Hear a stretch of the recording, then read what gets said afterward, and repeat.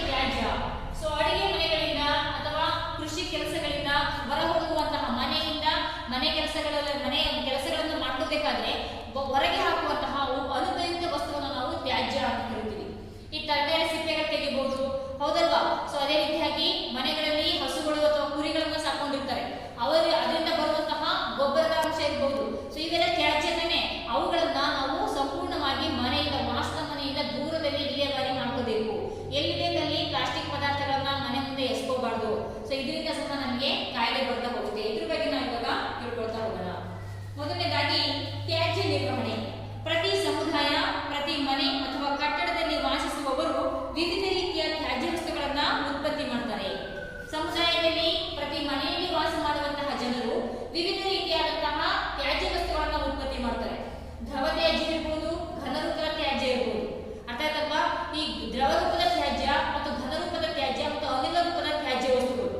ಅನಿಲ ರೂಪದ್ದು ಅಂತಂದ್ರೆ ಅವಾಗ ಹೇಳಿದ ಕಾರ್ಖಾನೆಗಳಿರ್ಬೋದು, ಉರುವಲುಗಳನ್ನು ಉರಿಸಿದಾಗ ಹೊರಹೋಗುವಂತಹ ಹೊಗೆ, ಹೌದಲ್ಲ, ಇದು ಅನಿಲ ರೂಪದ ತ್ಯಾಜ್ಯ. ಇದನ್ನ ನಾವು ವಿಲೇವಾರಿ ಮಾಡಕ್ಕಾಗಲ್ಲ, ಇದು ಗಾಳಿಯ ಮೂಲಕ ವಾತಾವರಣವನ್ನ ಸೇರ್ಕೊಂಡ್ಬಿಡುತ್ತೆ. ಅದಕ್ಕೋಸ್ಕರ ಈ ಅನಿಲ ರೂಪದ ತ್ಯಾಜ್ಯವನ್ನ ತ್ಯಾಜ್ಯ ಬರ್ದಿರೋ ಹಾಗೆ ನಾವು ನೋಡ್ಕೋಬೇಕು. ಅಂದ್ರೆ ಈ ಪ್ಲಾಸ್ಟಿಕ್ ಅಪಾಯಕಾರಿಯಾದಂತಹ ಕೆಲವೊಂದು ಪ್ಲಾಸ್ಟಿಕ್ ಪದಾರ್ಥಗಳನ್ನ ನಾವು ಸುಡಬಾರ್ದು. ಸುಡೋದ್ರಿಂದ ಅದರಿಂದ ವಿಷಕಾರಿಯಾದಂತಹ ಗಾಳಿ ವಾತಾವರಣವನ್ನ ಸೇರ್ಕೊಳ್ಳುತ್ತೆ. ಸೊ ಬಹಳಷ್ಟು ದೂರದಲ್ಲಿ ವಾಸ ಮಾಡುವಂತಹ ಎಲ್ಲಾ ಜನಗಳಿಗೆ ಅದು ವಾತಾವರಣದಲ್ಲಿ ಸೇರ್ಕೊಂಡು ಗಾಳಿ ಮೂಲಕ ನಾವು ಅದನ್ನ ಇನ್ಹೇಲ್ ಮಾಡ್ಕೋತೀವಿ. ಇದರಿಂದ ಕಾಯಿಲೆಗಳು ಬರುತ್ತೆ. ಅದಕ್ಕೋಸ್ಕರ ಇಂತಹ ಗಾಳಿ ಪೊಲ್ಯೂಷನ್ ಆಗದಿರೋ ಹಾಗೆ ನೋಡ್ಕೋಬೇಕು ಅಂತಂದ್ರೆ ನಾವು ಗಿಡ ಮರಗಳನ್ನ ಹೆಚ್ಚಾಗಿ ಹಾಕೋಬೇಕಾಗುತ್ತೆ. ಮೊದಲನೇದಾಗಿ ಈ ತ್ಯಾಜ್ಯ ವಸ್ತುಗಳನ್ನ ಎರಡು ಗುಂಪುಗಳಾಗಿ ವಿಂಗಡಿಸಬಹುದು. ದ್ರವ ಪದಾರ್ಥಗಳ ತ್ಯಾಜ್ಯ ವಸ್ತುಗಳು, ಮತ್ತೊಂದು ಘನ ಪದಾರ್ಥಗಳ ತ್ಯಾಜ್ಯ ವಸ್ತುಗಳು. ಈ ತ್ಯಾಜ್ಯ ನಿರ್ವಹಣೆಯಲ್ಲಿ ಎರಡು ವಿಧ ಇದೆ. ಘನ ಪದಾರ್ಥಗಳ ತ್ಯಾಜ್ಯ, ಮತ್ತೊಂದು ದ್ರವ ಪದಾರ್ಥಗಳ ತ್ಯಾಜ್ಯ.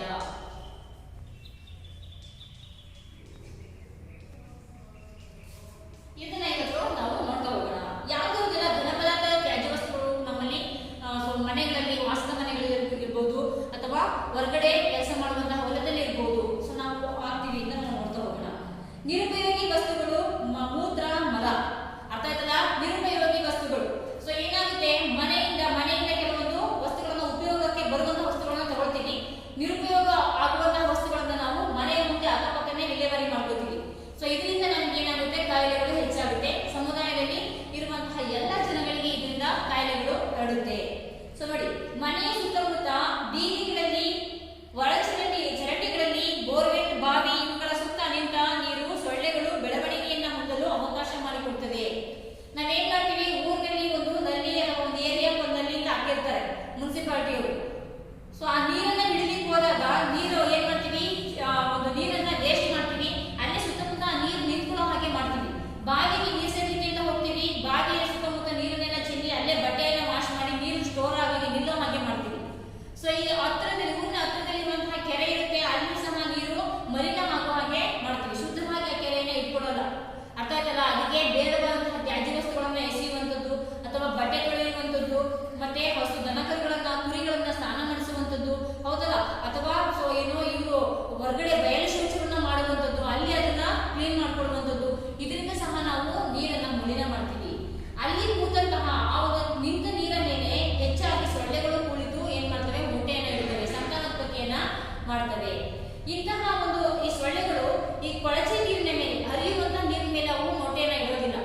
ಅವೇನ್ ಮಾಡ್ತವೆ, ಎಲ್ಲಿ ನೀರು ನಿಂತು ಕೊಳತಿರುತ್ತೆ ಆ ಒಂದು ನೀರಿನ ಮೇಲೆ ಮೊಟ್ಟೆಯನ್ನ ಇಟ್ಟು ಸಂತಾನೋತ್ಪತ್ತಿಯನ್ನ ಮಾಡುತ್ತೆ. ಒಂದು ಸೊಳ್ಳೆ ಹೆಚ್ಚು ಮೊಟ್ಟೆಗಳನ್ನ ಇಟ್ಟು ಅಷ್ಟು ಸೊಳ್ಳೆಗಳಿಗೆ ಉತ್ಪತ್ತಿಗೆ ಕಾರಣ ಆಗುತ್ತೆ. ಆ ಸೊಳ್ಳೆಗಳು ಏನ್ ಮಾಡ್ತಾವಪ್ಪ ಅಂದ್ರೆ, ಸೊ ನಮ್ಮನೆ ಮುಂದೆ ಗಲೀಜಿದ್ರೆ ನಮ್ಮನೆ ಅಷ್ಟೇ ಬರೋದಿಲ್ಲ, ಸುತ್ತಮುತ್ತಲ ಎಲ್ಲರ ಮನೆಗೂ ಕೂಡ ಹೋಗಿ ಸೊ ಅಲ್ಲಿರುವಂತಹ ಜನಗಳಿಗೆ ಕಚ್ಚುತ್ತವೆ. ಆರೋಗ್ಯವಂತ ಮನುಷ್ಯನಿಗೆ ಆ ಒಂದು ಸೊಳ್ಳೆ, ಆ ಒಂದು ರೋಗಕಾರಕ ಸೊಳ್ಳೆ ಕಚ್ಚೋದ್ರಿಂದ ಅದರಲ್ಲಿರುವಂತಹ ರೋಗಗಳು ನಮಗೂ ಕೂಡ ಹರಡುತ್ತೆ. ಅದೇನ್ ಮಾಡುತ್ತೆ, ಸೊ ಅದರ ಬಾಯಿನಲ್ಲಿ ಇರುವಂತಹ ಒಂದು ಕೀಟಾಣುಗಳು ನಮ್ಮ ರಕ್ತದ ಮೂಲಕ ನಮ್ಮ ಬಾಡಿಗೆ ಸೇರ್ಕೊಳ್ತವೆ. ಇದರಿಂದ ನಮಗೆ ಈ ಒಂದು ಕಾಯಿಲೆಗಳು ಉತ್ಪತ್ತಿ ಆಗ್ತದೆ. ಈ ಏನು ಡೆಂಗ್ಯೂ ಫೀವರ್ ಅಂತ ಬರ್ತಾ ಇದೆ, ಹೌದಲ್ಲ, ಚಿಕನ್ ಗುನ್ಯಾ ಇರ್ಬೋದು, ಮಲೇರಿಯಾ ಇರ್ಬೋದು, ಇವೆಲ್ಲವೂ ಕೂಡ ಬರುವಂಥದ್ದು ಈ ಸಾಂಕ್ರಾಮಿಕ ಕಾಯಿಲೆಗಳು ಈ ನೊಣ, ಸೊಳ್ಳೆಯಿಂದನೇ ಅವುಗಳು ಕಚ್ಚೋದ್ರಿಂದನೇ, ಹೌದಲ್ವಾ? ಸೊ ನಾವೇನ್ ಮಾಡ್ತೀವಿ, ಮನೆಗಳಲ್ಲಿ ರಾತ್ರಿ ಟೈಮ್ ಮಲ್ಕೊಳ್ಳಿಕ್ಕೆ ಕರ್ಟನ್ ಇರ್ಬೋದು ಅಥವಾ ಗುಡ್ ನೈಟ್ ಕಾಯಿಲ್ಗಳನ್ನ ಬಳಸ್ತೀವಿ. ಆದ್ರೆ ಅದನ್ನೆಲ್ಲ ನಾವು ಕೆಲಸ ಮಾಡ್ಬೇಕು, ಅಲ್ಲೆಲ್ಲ ಕೂತಿರ್ತೀವಿ, ಇರ್ತೀವಿ, ಆವಾಗ ಬಂದು ಆಹಾರ ಧಾನ್ಯಗಳನ್ನ ಪೊಲ್ಯೂಷನ್ ಮಾಡ್ಬೋದು, ಹೌದಲ್ಲ, ಮಲಿನ ಮಾಡ್ಬೋದು. ಜೊತೆಗೆ ಅಗಲಕ್ಕೂ ನಮಗೆ ಕಚ್ಬೋದು. ಹಾಗಾಗಿ ಕಾಯಿಲೆಗಳು ಬಂದೇ ಬರುತ್ತೆ. ನಾವು ಎಲ್ಲಾ ಕಡೆನೂ ಕರ್ಟನ್ ಹಾಕೊಂಡು ಓಡಾಡಕ್ಕಾಗಲ್ಲ. ಅದಕ್ಕೋಸ್ಕರ ಸುತ್ತಮುತ್ತಲ ಸಮುದಾಯವನ್ನು ನಾವು ಸ್ವಚ್ಛವಾಗಿ ಇಟ್ಕೋಬೇಕಾಗುತ್ತೆ. ನೋಡಿ, ಮನೆಯ ಸುತ್ತಮುತ್ತ ಬೀದಿಗಳಲ್ಲಿ, ಚರಂಡಿಗಳಲ್ಲಿ, ಬೋರ್ವೆಲ್, ಬಾವಿ ಇವುಗಳ ಸುತ್ತ ನಿಂತ ನೀರು ಸೊಳ್ಳೆಗಳು ಬೆಳವಣಿಗೆಯನ್ನು ಹೊಂದಲು ಅವಕಾಶ ಮಾಡಿಕೊಡುತ್ತದೆ. ಆದುದರಿಂದ ನೀರು ನಿಲ್ಲದಂತೆ ಸೂಕ್ತ ರೀತಿಯಲ್ಲಿ ದ್ರವ ಪದಾರ್ಥಗಳನ್ನ ವಿಲೇವಾರಿ ಮಾಡಬೇಕು. ಯಾವುದೇ ಕಾರಣಕ್ಕೂ ಅವುಗಳು ನಿರ್ದೇರ ಮಾಡಿ, ಚರಂಡಿಗಳಿರ್ಬೋದು, ಹಳ್ಳಿ ಕಡೆ ಸಿಟಿ ಕಡೆ ನೋಡ್ಬೇಕು, ಚರಂಡಿಗಳೆಲ್ಲ ಒಂದು ಕಡೆಯಿಂದ ಒಂದು ಕಡೆ ಬ್ಲಾಕ್ ಆಗ್ಬಿಟ್ಟಿರ್ತವೆ. ಒಂದಷ್ಟು ಮಳೆ ಏನಾದ್ರು ಬಂದು ಸಿಟಿಗಳಲ್ಲಿ ಅಂತಂದ್ರೆ ಚರಂಡಿಗಳು ಆಲ್ರೆಡಿ ಮಧ್ಯೆ ತುಂಬಿಕೊಂಡಿರ್ತವೆ. ಸೊ ಮಳೆ ಬಂತಂದ್ರೆ ರೋಡ್ ನೀರು ಚರಂಡಿಗೆ ಹೋಗಿ ಜಾಗನೇ ಇರಲ್ಲ, ಅದ್ರ ಜೊತೆಗೆ ಉದ್ಭವ ಆಗ್ಬಿಡುತ್ತೆ ಚರಂಡಿ ಎಲ್ಲ. ಅಂದ್ರೆ ಮಳೆ ನೀರು ಬಂದ ತಕ್ಷಣ ರೋಡಿಗೆ ಬಿದ್ದಂತಹ ನೀರು ಆ ಕಡೆ ಚರಂಡಿ ಖಾಲಿ ಇದ್ರೆ ಅದ್ರ ಮುಖ ಫ್ಲೋ ಆಗುತ್ತೆ. ಆದ್ರೆ ಅದು ಆಲ್ರೆಡಿ ಸ್ಟಾಕ್ ಕೂತ್ಬಿಟ್ಟಿರುತ್ತೆ.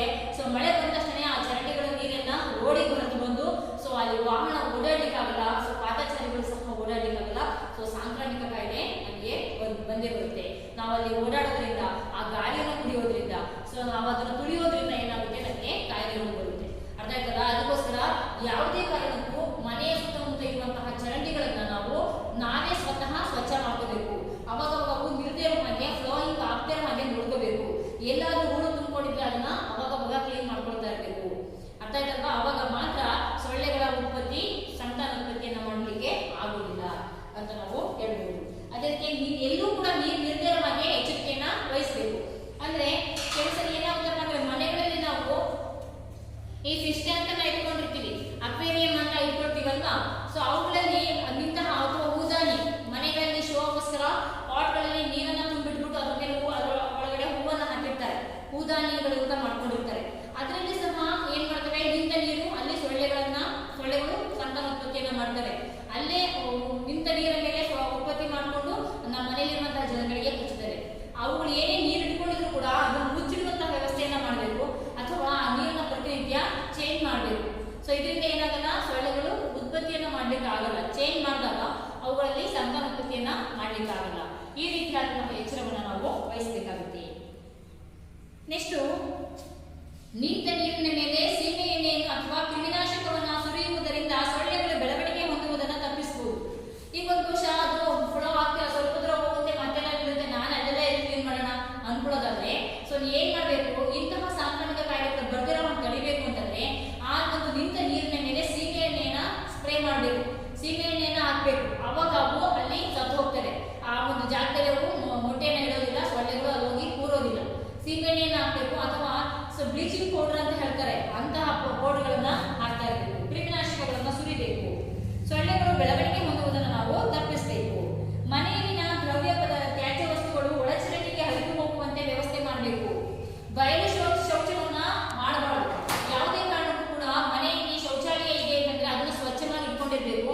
ಅದರಿಂದ ವಿಲೇವಾರಿ ಆಗುವಂತಹ ಹೊರಗೆ ಹೋಗುವಂತಹ ಒಂದು ತ್ಯಾಜ್ಯ ಏನು ಮಲಮೂತ್ರ ಇದೆ, ಇದನ್ನ ನಾವು ನೀಟಾಗಿ ಒಳಚರಂಡಿಯ ಮೂಲಕ ಇದಕ್ಕೆ ಹೋಗೋ ಹಾಗೆ ಮಾಡಬೇಕು. ಅದನ್ನ ಮನೆ ಮುಂದೆ ಹರಿಸ್ಕೊಳ್ಳೋದಲ್ಲ. ಕೆಲವು ಹಳ್ಳಿಗಳಲ್ಲಿ ಚರಂಡಿ ವ್ಯವಸ್ಥೆನೇ ಇರೋದಿಲ್ಲ. ಸೊ ಏನ್ ಮಾಡ್ತಾರೆ, ಬಚ್ಚಲಿಂದ ಬರುವಂತಹ ನೀರನ್ನ ಮನೆ ಮುಂದೆ ಹರಿಸ್ಕೊಳ್ತಾ ಇರ್ತಾರೆ. ಸೊ ಇದರಿಂದ ಏನಾಗುತ್ತಪ್ಪ ಅಂದ್ರೆ ಅಲ್ಲಿ ಕೂತಂತಹ ಸೊಳ್ಳೆಗಳು ಮನೆ ಒಳಗೆ ಬಂದು ಆಹಾರ ಧಾನ್ಯಗಳನ್ನ ಕಲುಷಿತ ಮಾಡ್ತವೆ, ನಮಗೂ ಕಚ್ಚುತ್ತವೆ, ನಮಗೆ ಕಾಯಿಲೆ ಬರುತ್ತೆ.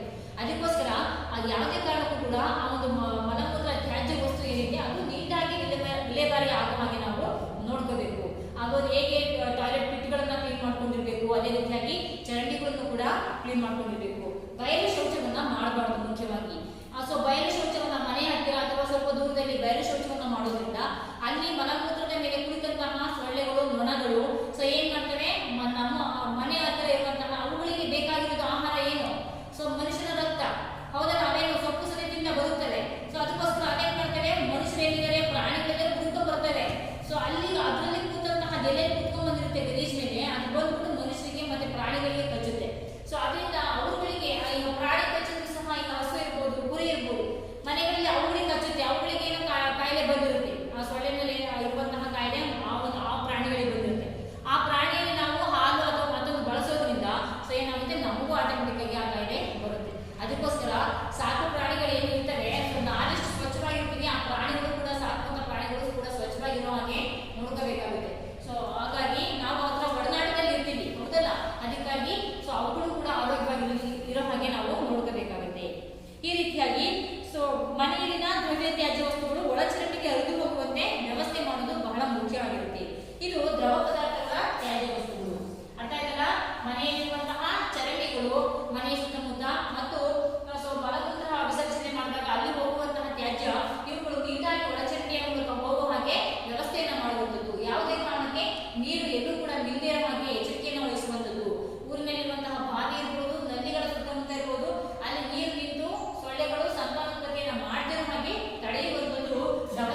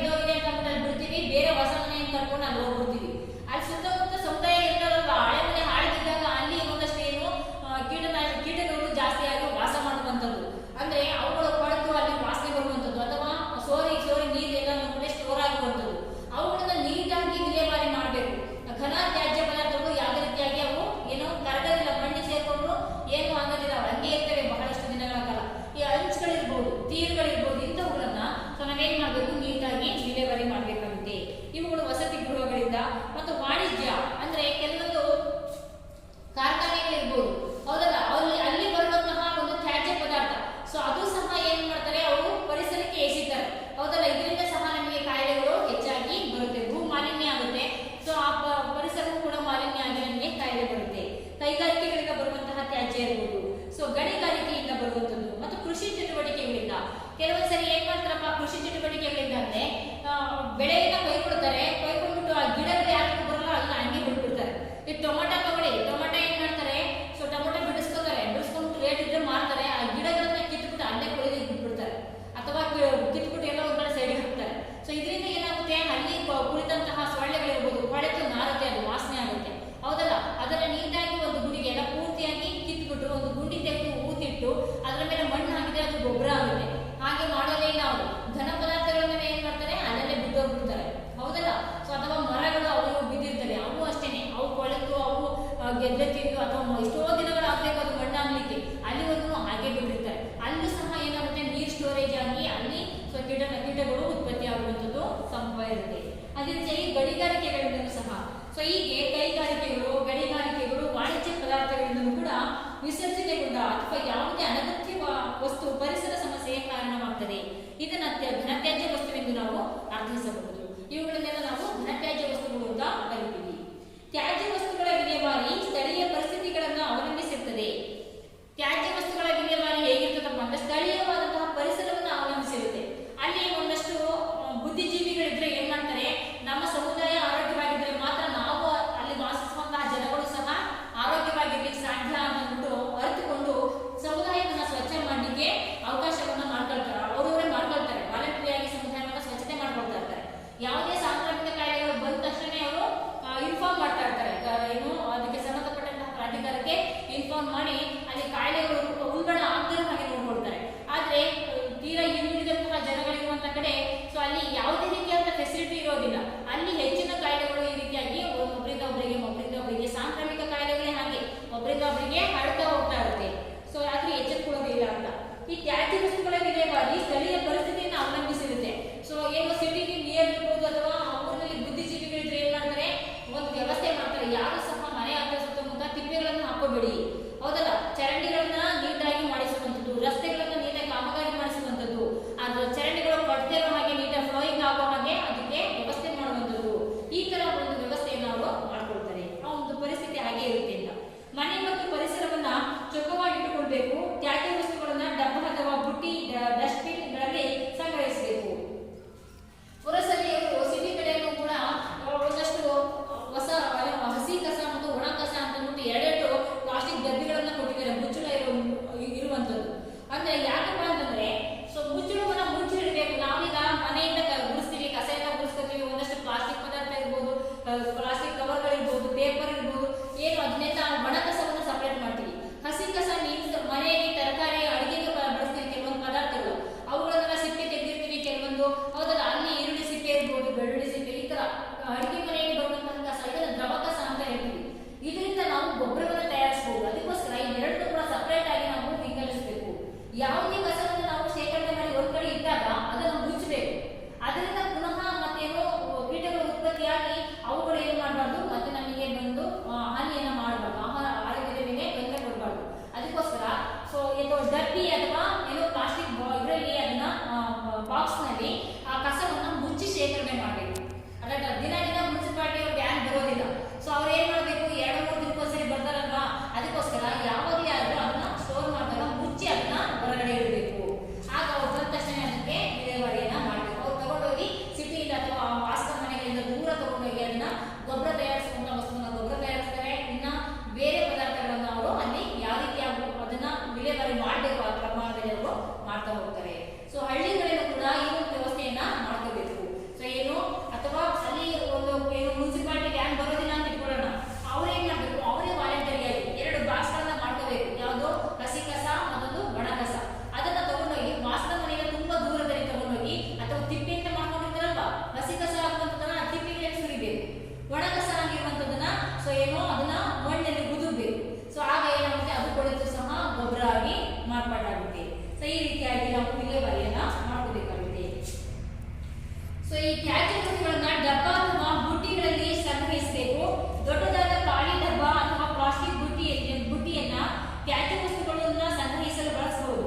ಕಸದ ಬುಟ್ಟಿಯನ್ನ ಪ್ರತಿನಿತ್ಯ ಖಾಲಿ ಮಾಡಿ ಇಡಬೇಕು. ಕಸದ ಬುಟ್ಟಿಯನ್ನ ಪ್ರತಿನಿತ್ಯ ಖಾಲಿ ಮಾಡಬೇಕು. ಈಗ ಒಂದು ಬಹುಶಃ ಮನೆ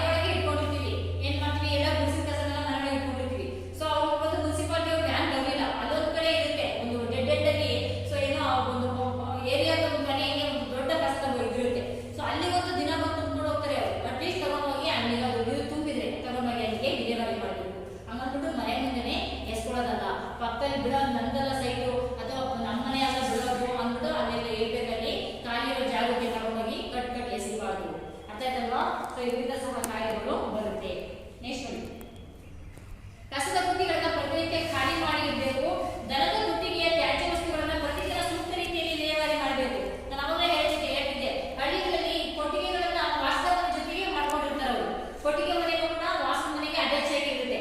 ಸೊ ಅವ್ರು ಏನ್ ಮಾಡ್ತಾರೆ, ಬೆಳಗ್ಗೆ ಎದ್ದು ಆ ಒಂದು ಹಸುಗಳು ಅಥವಾ ಕುರಿಗಳನ್ನೆಲ್ಲ ಹೊರ ಕಳಿಸ್ಬಿಟ್ಟು ಅವುಗಳಲ್ಲಿ ಇರುವಂತಹ ತ್ಯಾಜ್ಯ ವಸ್ತುಗಳು ಏನು ಗೊಬ್ಬರ ಎಲ್ಲ ಇರುತ್ತಲ್ವಾ ಅದನ್ನೆಲ್ಲ ನೀಟಾಗಿ ಕ್ಲೀನ್ ಮಾಡಿ ಹೊರಗಡೆ ಪಕ್ಕದಲ್ಲೇ ಹಾಕೊಳ್ತಾರೆ ತಿಪ್ಪೆನ. ಸೊ ಅಲ್ಲಿ ಕೂದಂತಹ ಏನೋ ಕೀಟಗಳು ಮತ್ತೆ ಪುನಃ ಮನೆಯೊಳಗೆ ಪ್ರವೇಶ ಮಾಡ್ತಾರೆ. ಅದಕ್ಕೋಸ್ಕರ ಇವುಗಳನ್ನ ಈ ಒಂದು ದನದ ಕೊಟ್ಟಿಗೆಯಿಂದ ಬರುವಂತಹ ತ್ಯಾಜ್ಯವನ್ನ ಅನುಪಯುಕ್ತ ವಸ್ತುವನ್ನ ನೀಟಾಗಿ ದೂರದಲ್ಲಿ ವಿಲೇವಾರಿ ಮಾಡಬೇಕು. ವಾಸದ ಮನೆಯಿಂದ ಸ್ವಲ್ಪ ದೂರದಲ್ಲಿ ತಿಪ್ಪೆಯನ್ನ ಮಾಡ್ಕೋಬೇಕು. ಅಲ್ಲಿ ಹಾಕೋದ್ರಿಂದ ಸೊ ನಮಗೆ ಕಾಯಿಲೆಗಳನ್ನ ನಮಗೆ ಬರೋದು ತಪ್ತಾ ಹೋಗುತ್ತೆ. ಸೊ ನೆಕ್ಸ್ಟ್ ನೋಡೋಣ. ಈ ರೀತಿಯಾಗಿ ಸೊ ದನದ ಕೊಟ್ಟಿಗೆಯ ತ್ಯಾಜ್ಯ ವಸ್ತುಗಳನ್ನ ಪ್ರತಿದಿನ ಸೂಕ್ತ ರೀತಿಯಲ್ಲಿ ವಿಲೇವಾರಿ ಮಾಡಬೇಕು. ಸೊ ಹೀಗೆ ನಮ್ಮ ಪರಿಸರದಲ್ಲಿ ಕಂಡು ಬರುವ ಘನ ರೂಪದ ಕಸಗಳು ಮತ್ತು ವಿಲೇವಾರಿ ಹೇಗೆ ಮಾಡಬೇಕು ಅಂತ ನಾವು ನೋಡ್ತಾ ಹೋಗೋಣ. ಯಾವ ರೀತಿಯಾಗಿ ಘನ ರೂಪದ ತ್ಯಾಜ್ಯವನ್ನು ನಾವು ವಿಲೇವಾರಿ ಮಾಡಬೇಕು ಅಂತ ನೋಡ್ತಾ ಹೋಗೋದ್ರಲ್ಲಿ ವಿಲೇವಾರಿ ವಸ್ತುಗಳು ಉದಾಹರಣೆ ಶೀಶೆಗಳು ಅಂತ ತಗೊಳ್ಳೋಣ. ಶೀಶೆಗಳು ಅಂತಂದ್ರೆ ಗ್ಲಾಸಿನ ಪದಾರ್ಥ ಹೌದಲ್ಲ, ಈ ಶೀಶೆಗಳನ್ನ ಏನ್ ಮಾಡಬೇಕು ಹಾಗಾದ್ರೆ ಸೊ ಇದನ್ನ ನಾವು ನೋಡ್ತಾ ಹೋಗೋಣ. ಯಾಕಂದ್ರೆ ಬಹಳ ಮುಖ್ಯವಾಗಿ ಬೇಕು. ಸಸ್ಯ ಮೂಲದ ವಸ್ತು ಸಿಪ್ಪೆ ಮತ್ತು ಕಾಂಡ ಅಂತ ಹೇಳ್ತಾರೆ. ಸಸ್ಯ ಮೂಲದ ವಸ್ತುಗಳು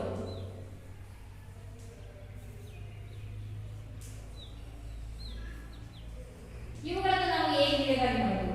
ಕಾಗದ, ಚಿಂದಿ, ಇತರೆ ಉಳಿಯುವ ವಸ್ತುಗಳು. ನೆಕ್ಸ್ಟ್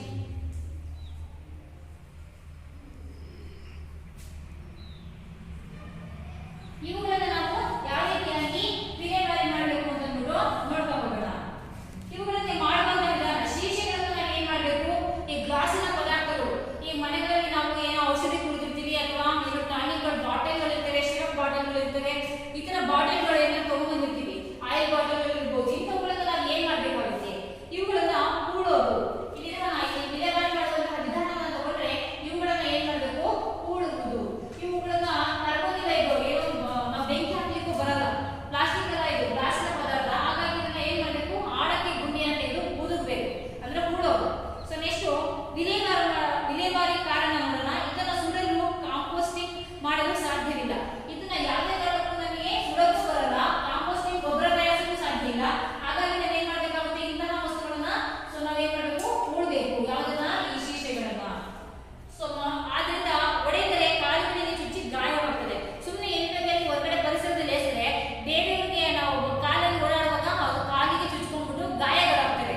ಸೊ ಅದರಿಂದ ನಾವೇನ್ ಮಾಡಬೇಕು, ಈ ಶೀಶೆಗಳನ್ನ ಏನಾದ್ರು ಮನೆಯಿಂದ ಓದೋದು ಬಂದ್ರೆ ಅವುಗಳನ್ನ ಕಲೆಕ್ಟ್ ಮಾಡ್ಕೊಂಡು ಹೋಗಿ ಒಂದಷ್ಟು ದೂರ ಗುಂಡಿಯನ್ನು ತೆಗೆದುಬಿಟ್ಟು ಅಲ್ಲಿ ಕೂತಾಕ್ಬೇಕು. ಅರ್ಥ ಆಯ್ತಲ್ಲ ಮಕ್ಕಳ?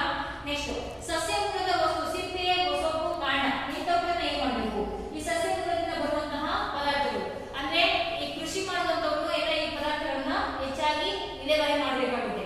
ಇವರು ಏನ್ ಮಾಡ್ತಾರೆ, ಇದನ್ನ ಕಾಂಪೋಸ್ಟಿಂಗ್ ಗೊಬ್ಬರವನ್ನ ತಯಾರಿಸಬಹುದು ಮಕ್ಕಳ. ಹಾಗಾಗಿ ಇದನ್ನ ಏನ್ ಮಾಡಬಹುದು, ಕಾಂಪೋಸ್ಟ್ ಗೊಬ್ಬರವನ್ನ ತಯಾರಿಸಿ ಉತ್ತಮವಾದಂತಹ ಗೊಬ್ಬರ ಇದು. ಇದನ್ನ ಪುನಃ ನಾವು ನಮ್ಮ ಗಿಡಗಳಿಗೆ ಅಥವಾ ಮರಗಳ ಗಿಡಗಳಿಗೆ ಗೊಬ್ಬರವಾಗಿ ಬಳಸಬಹುದು. ಇದನ್ನ ಸುಮ್ಮನೆ ಎಲ್ಲಿ ಬೇಕಾದ್ರೆ ಎಷ್ಟು ಕೊಳೆತು ಅದು ಏನು ನಾತು ವಾಸನೆ ಬಂದು ಕೆಟ್ಟ ಗಾಳಿ ಸೂಸೋದ್ರ ಬದಲಾಗಿ ಅಥವಾ ಅದರಿಂದ ಕಾಯಿಲೆಗಳನ್ನ ಬರೋದಕ್ಕೆ ಮುಂಚೆ ನಾವು ಇದನ್ನ ಏನ್ ಮಾಡಬಹುದು, ಕಾಂಪೋಸ್ಟ್ ಗೊಬ್ಬರವನ್ನ ತಯಾರಿಸಬಹುದು. ಹೀಗೆ ಕಾಂಪೋಸ್ಟ್ ಗೊಬ್ಬರವನ್ನ ತಯಾರಿಸಬಹುದು. ಈ ಒಂದು ಸಸ್ಯ ಮೂಲದ ಎಲೆಗಳು ಇರುತ್ತೆ ಹೌದಲ್ಲ, ಅದು ಮಳೆಯಲ್ಲಿ ಇರ್ಬೋದು, ಕೊಳತು ವಾಸನೆ ಬರೋದು ಬರುತ್ತೆ, ಅದನ್ನ ಕಲೆಕ್ಟ್ ಮಾಡ್ಕೊಳ್ಳೋದು, ಒಂದು ಗುಂಡಿಯನ್ನ ತೆಗೆಯೋದು. ಆ ಗುಂಡಿಯಲ್ಲಿ ಆ ಎಲೆಗಳು ಆ ಒಂದು ಸಸ್ಯ ಮೂಲದ ಏನ್ ಪದಾರ್ಥ ಇದೆ ಅದನ್ನೆಲ್ಲ ಅಲ್ಲೇ ಹಾಕೋದು. ಅದ್ರ ಮೇಲೆ ಒಂದಷ್ಟು ಮಣ್ಣನ್ನು ಹಾಕೋದು, ಆ ನಂತರ ಸ್ವಲ್ಪ ನೀರನ್ನು ಹಾಕೋದು. ಹಾಗಾಗಿ ಏನಾಗುತ್ತೆ, ಅಲ್ಲಿ ಆ ಜಾಗದಲ್ಲಿ ಅದು ಕೊಳೆತು ಎಲ್ಲ ನೀಟಾಗಿ ಒಳ್ಳೆ ಗೊಬ್ಬರ ಆಗುತ್ತೆ. ಅದನ್ನ ಪುನಃ ಸ್ವಲ್ಪ ದಿನಗಳ ನಂತರ ನೀರು ಹಾಕೋದು ಮತ್ತೆ ಮಣ್ಣು ಹಾಕೋದು, ಈ ತರ ಮಾಡ್ತಾ ಇದ್ರೆ ಅದು ಒಳ್ಳೆ ಗೊಬ್ಬರ ಆಗಿರುತ್ತೆ. ಅದನ್ನ ಪುನಃ ಮತ್ತೆ ತೆಗೆದುಬಿಟ್ಟು ಗಿಡಗಳಿಗೆ ಹಾಕೋದ್ರಿಂದ ಉತ್ತಮ ಗೊಬ್ಬರ ಆಗುತ್ತೆ. ಮರುಬಳಕೆಗೆ ಬರುತ್ತೆ, ರೀಸೈಕ್ಲಿಂಗ್ ಅಂತ ಹೇಳ್ತೀವಲ್ವಾ, ಹಾಗೆ ಮರುಬಳಕೆಗೆ ಬರುತ್ತೆ. ಈ ಸಸ್ಯ ಮೂಲದ ವಸ್ತುಗಳನ್ನು ನಾವು ಕಾಂಪೋಸ್ಟ್ ಗೊಬ್ಬರವನ್ನು ತಯಾರಿಸಬಹುದು. ಕೊಳೆತು ಮಣ್ಣಿನ ಸಾರವನ್ನು ಹೆಚ್ಚಿಸುತ್ತದೆ. ಏನ್ ಮಾಡ್ತಪ್ಪ ಅಂದ್ರೆ ಕೊಳೆತು ಹೋಗುತ್ತೆ, ಹಾಗಾಗಿ ಮಣ್ಣಿನ ಸಾರವನ್ನು ಅದನ್ನು ಕೂಡ ಹೆಚ್ಚು ಮಾಡುತ್ತೆ. ಅದಕ್ಕೋಸ್ಕರ ಇದನ್ನ ನಾವು ಏನ್ ಮಾಡಬೇಕು, ಕಾಂಪೋಸ್ಟ್ ಗೊಬ್ಬರವನ್ನ ತಯಾರಿಸಬೇಕು. ನೆಕ್ಸ್ಟ್ ಕಾಗದ, ಚಿಂದಿ, ಇತರೆ ಉರಿಯುವ ವಸ್ತುಗಳು. ಉರಿತವೆ ಕೆಲವೆಲ್ಲ ಕಾಗದ, ಚಿಂದಿ ವಸ್ತುಗಳು, ಇದನ್ನೇ ದಹಿಸುವಂತಹ ವಸ್ತುಗಳು. ಇವುಗಳನ್ನ ಏನ್ ಮಾಡಬೇಕು, ಸುಡಬೇಕು. ಇವುಗಳನ್ನ ಏನ್ ಮಾಡಬೇಕು, ಸುಡಬಹುದು. ಈ ಕೆಲವೊಂದು ಪೇಪರ್ಗಳು ಇರ್ಬೋದು, ಅಂದ್ರೆ ಪ್ಲಾಸ್ಟಿಕ್ ಅಲ್ಲ, ಪೇಪರ್ಗಳು, ಸುಡುವಂತಹ ಪೇಪರ್ಗಳು, ಕಾಗದ